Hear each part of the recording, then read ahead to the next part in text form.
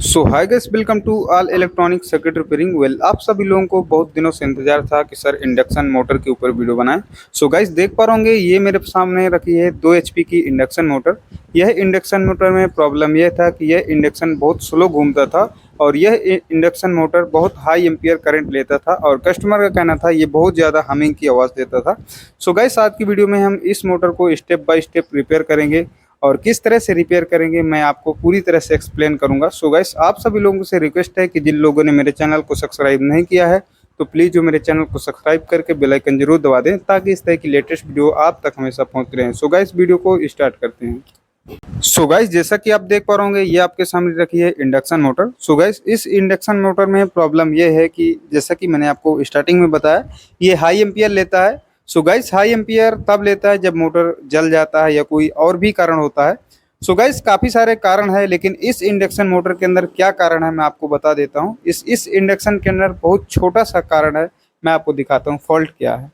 So guys, अभी मैं रखता हूँ सर। सो गाइस, मैंने जब इस इंडक्शन मोटर को खोला और खोल के निकाला और देखा तो इसका जो क्लच था ये क्लच पूरी तरह से शॉर्ट हो जाता है। सो गाइस, आपको जैसा कि पता होगा इंडक्शन मोटर में हमारे 2 कंडेंसर लगे रहते हैं, एक रनिंग लगा रहता है, एक स्टार्टिंग लगा रहता है। सो गाइस, आप जैसा कि आपको पता ही होगा रनिंग कंडेंसर का काम क्या होता है और स्टार्टिंग कंडेंसर का काम क्या होता है। सो गाइस, मैं आपको बता देता हूँ अगर आपको नहीं पता है, और अगर रनिंग स्टार्टिंग कंडेंसर में क्या डिफरेंट है और रनिंग कंडेंसर किस तरह से काम करता है और स्टार्टिंग कंडेंसर किस तरह से काम करता है, अगर इसका वीडियो चाहिए तो आप मुझे कमेंट कर दीजिएगा, मैं इसके ऊपर भी वीडियो बना देता हूँ। सो गाइस, मैं अभी बता देता हूँ।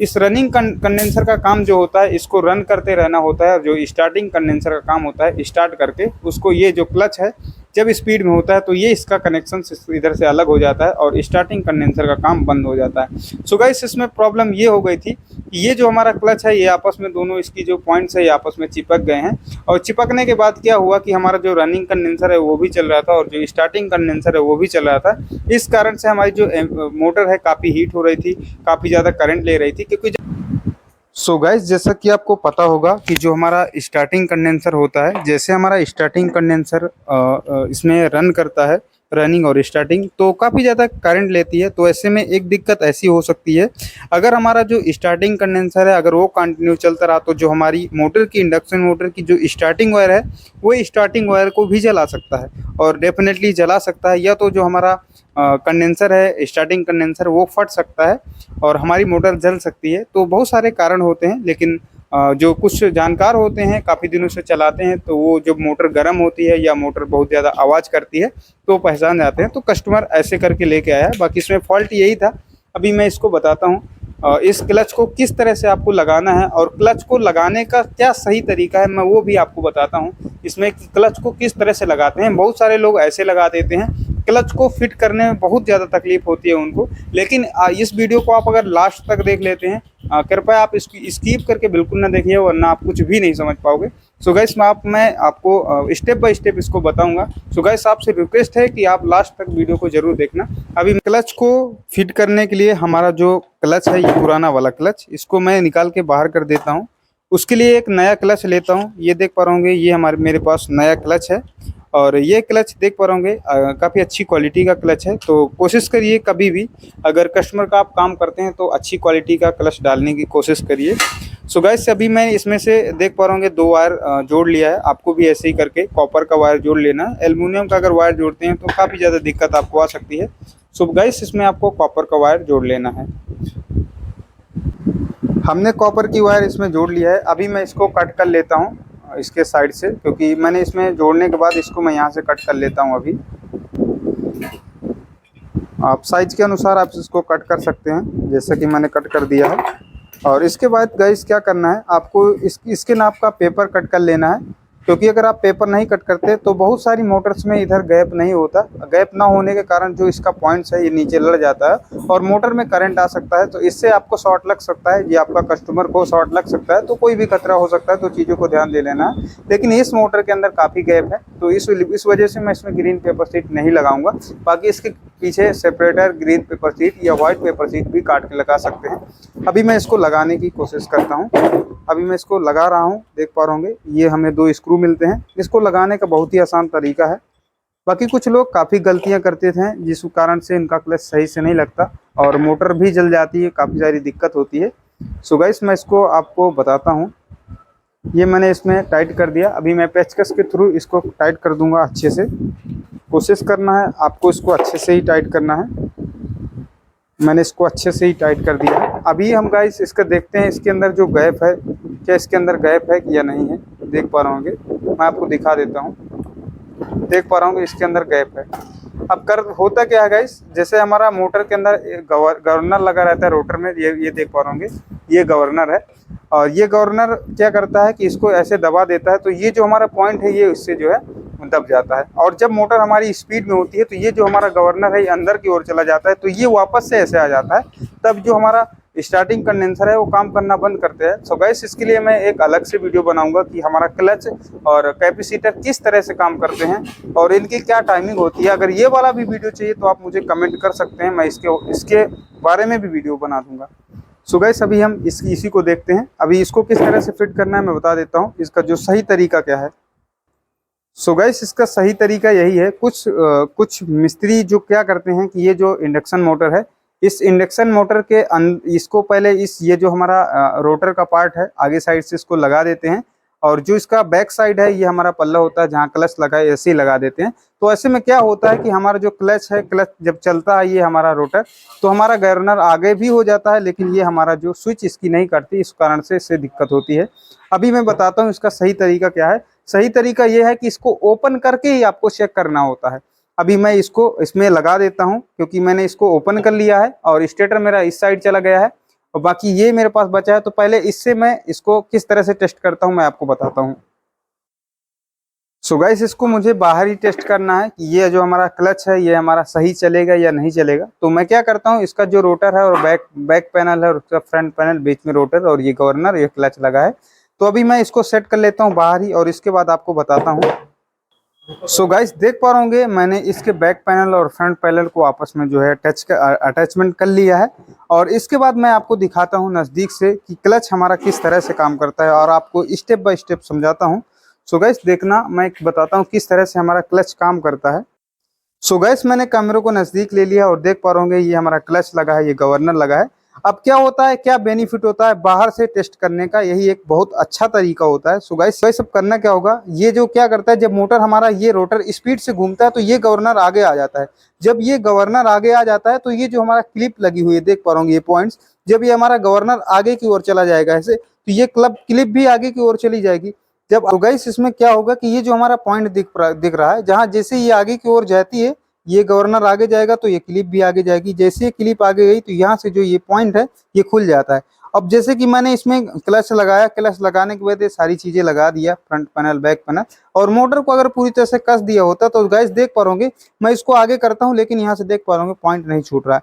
इसका मतलब ये होता है कि ये हमारा जो ये क्लच है, क्लच की सेटिंग सही नहीं है। और ऐसे में आप अगर लगा देते हैं तो आप परेशान हो जाएंगे, फिर से आपको खोलना पड़ सकता है, बहुत सारी समस्याओं का सामना करना पड़ सकता है। तो एक सही तरीका ये है, इस तरह से आप इसको पहले बाहर ही टेस्ट करेंगे कि हमारा जब गवर्नर अंदर जाता है तो क्लिप अंदर जाती है या नहीं जाती है। और अगर क्लिप अंदर जाती है तो ये जो हमारा कनेक्शन पॉइंट है एक दूसरे से जो जुड़े हुए हैं, क्या ये हमारा ओपन और क्लोज हो रहा है या नहीं हो रहा है। सो गाइस देख पा रहे होंगे मेरे केस में अभी ये नहीं हो रहा, तो इसका मतलब ये होता है कि जो ये हमारा क्लच है इसकी सेटिंग खराब है, इसकी सेटिंग मुझे अभी बनाना होगा। सो गाइस मैं इसकी सेटिंग सेट करके आपको बताता हूँ कि किस तरह से काम करता है। सो गाइस इस क्लच की सेटिंग करने के लिए जैसे हमारा क्लोज नहीं हो रहा, तो इसको आप जैसे ही ऊपर की ओर खींच दोगे तो ये सारी चीज़ें ये इसको खींच करके इसको ऐसे बेंड करके बनाना होता है। तो इस तरह से आप इसको बना सकते हैं। तो मैं अभी इसको बनाता हूं और इसके बाद इस रोटर में लगा करके इसके पल्ला फिट करके दिखाता हूं क्या हमारा गवर्नर अंदर जाता है, अंदर जाने के बाद क्या हमारी क्लिप अंदर आती है, और अंदर आने के बाद क्या हमारा जो इधर गैप है ये गैप बनता है या नहीं बनता है। ये पॉइंट है, देख पा रहे होंगे। जैसे मान के चलो मैं आपको एक बार बताता हूँ, जैसे ये पॉइंट अभी खुला है, अब जैसे गवर्नर में लगा रहता तो ये क्लिप क्या होती है ना, ये हमारी जो है इस ऐसे होती है, तो ये हमारा दो वायर होती है तो ये आपस में शॉर्ट हो जाती हैं। तो स्टार्टिंग का जो कंडेंसर होता है इसी में लगा होता है। तो इस तरह से स्टार्टिंग कंडेंसर काम करता है। अब जब मोटर स्पीड में घूमती है तो ये गवर्नर आगे जाता है। अब जब गवर्नर आगे जाएगा तो ये क्लिप भी आगे चली जाएगी, और जब आगे चली जाएगी तो ये जो पॉइंट है ये पॉइंट छूट जाता है, देख पा रहे होंगे। तो इसको इसी तरह से इसको जो है बैंड करके हमें बनाना होता है, बैंड करके इधर से पॉइंट्स को इसको बैंड करके बनाना होता है। बनाने के बाद आपको मैं लगा के दिखाता हूँ कि किस तरह से इसको लगाना होता है। सो गाइस, अभी मैं इस क्लच प्लेट की सेटिंग को सही कर लिया है और सही करने के बाद मैं इसमें आपको दिखाता हूं कि ये जो हमारा पॉइंट आपस में शॉर्ट है, अगर गवर्नर हमारा अंदर चला जाता है तो क्या ये इसको ओपन करता है या नहीं करता है। अगर ओपन नहीं करेगा फिर इसके बाद मैं सेटिंग करूंगा और फिर बनाऊंगा। अगर ओपन कर देता है गवर्नर अंदर जाने के बाद तो इसका मतलब ये होता है कि हमारी जो क्लच की सेटिंग है वो पूरी तरह से ओके हो गई है। सो गाइस, अभी मैं दिखाता हूँ।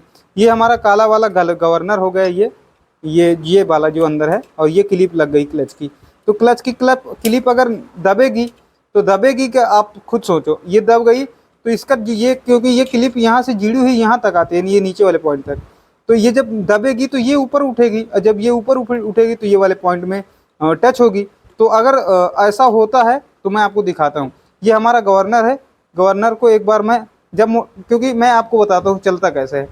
इस तरह चला, ये इस तरह से चलता है। अब जब बहुत स्पीड में मोटर हमारी घूमती है तो ये हमारा गवर्नर, ये जो काला वाला गवर्नर है, ये अंदर चला जाता है। जब अंदर चला जाता है तो ये क्लिप भी अंदर चला जाएगा। जब क्लिप अंदर चला जाएगा तो ये पॉइंट हमारा ओपन हो जाएगा। तो मैं क्लिप को एक बार इसको जो है उंगली के सहारे से अंदर करता हूँ। देख पा रहे होंगे ये अंदर मैंने कर दिया, और देख पा रहे होंगे इधर आप पॉइंट देखिए। मैं इधर आपको पॉइंट दिखाता हूँ अच्छे से, देखिए। मैं एक बार फिर से छोड़ के दिखाता हूँ। ये देखो मैंने छोड़ दिया, ये पॉइंट, ये वाला पॉइंट हमारा इससे जुड़ गया, ये वाला पॉइंट इससे जुड़ गया। लेकिन जब हमारी मोटर चलेगी गवर्नर, मैं कितना आपको डिटेल से क्यों समझा रहा हूँ, सोचो ज़रा, ताकि आपको आसानी से समझ में आए। तो अब मैं इसको गवर्नर को अंदर करता हूँ। मैं अभी इस गवर्नर को अंदर करता हूँ, देख पा रहे होंगे ये मैंने इसको अंदर कर दिया।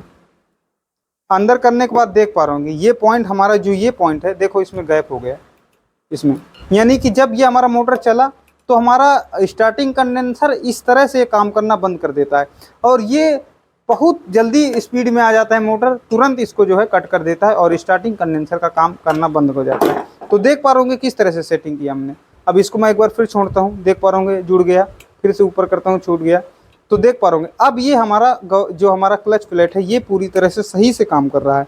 तो इस तरह से क्लच की सही सेटिंग होती है, ना कि क्लच आया मार्केट से, आपने लगा दिया, मोटर कस दिया, मोटर चालू कर देंगे तो आप परेशान हो जाएंगे, और वो क्लच प्लेट जो है कभी भी आपके इंडक्शन मोटर में सेट नहीं होगी। आप कितना भी परेशान हो लीजिए, वो अलग बात हो जाए कि सेटिंग की हुई मिल गई आपको उधर से, ऐसा होता नहीं है और ऐसा बहुत कम होता है। तो इस चीज़ का आप ध्यान दे लीजिए, कभी भी कोई भी क्लच इंडक्शन मोटर में लगाना है तो आपको इस तरह से सेटिंग करना है। और एक चीज़ ध्यान देना है, ये आपको बेरिंग बैठाना है और इसको ठोक करके बैठा देना है, ताकि किस तरह की लूजिंग ना रहे इधर उधर कि बाद में वो सेटिंग आपकी गलत कर दे। तो मैंने बेरिंग वगैरह सारी चीज़ सही के लिए देख पा रहे होंगे। गवर्नर अंदर जा रहा है, पॉइंट ओपन हो रहा है, गवर्नर बाहर आ रहा है, पॉइंट एक दूसरे से अटैच हो रहे हैं। तो इस तरह से ये हमारा सही सेटिंग होता है, और यही एक क्लच का अच्छा तरीका होता है लगाने का। सो गाइस, आज के बाद आपको इस तरह से क्लच को बैठाना है, ना कि आपको मार्केट से ले करके ऐसे मोटर बांध के दे देना है। आप ऐसे में क्लच की सेटिंग नहीं कर पाएंगे।